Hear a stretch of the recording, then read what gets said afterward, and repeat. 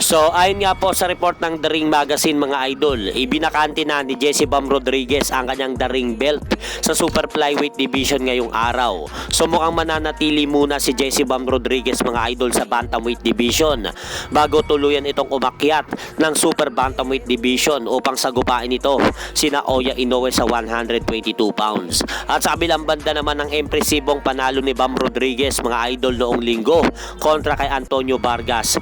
Inilagay na nga po ng The Ring Magazine si Bam Rodriguez sa kanilang latest update ng Bantamweight ranking bilang number 3 at nangunguna nga po sa listahan na yan itong si Seiya Tatsumi at ang pumangalawa naman po ay itong kapatid ni Naoya Inoue na si Takuma Inoue na may hawak ngayon ng WBC World Bantamweight belt. At nakapasok naman po mga idol sa ika-10 pwesto itong tumalo sa ating pambato na si Kenneth Lober nung nakaraan lang June 6 na si Michael Angeletti. So kung nanalo siguro mga idol si Kenneth Lober sa kanilang laban ni Michael Angeletti ay siya siguro ang nakapasok sa listahan ng The Ring Magazine. At sa kabilang banda naman, ayon nga po dito kay Antonio Margarito mga idol, sa tingin daw niya sa magaganap daw na rematch nila Floyd Mayweather at Manny Pacquiao, naniniwala siyang mangingibabaw si Manny Pacquiao sa darating na laban nila ni Floyd kapag naglaban daw sila muli. Kaya kay Manny Pacquiao daw siya. Hindi daw dahil sa nakalaban niya na si Manny Pacquiao sa ibabaw ng ring, o hindi rin daw dahil sa kaibigan niya ito,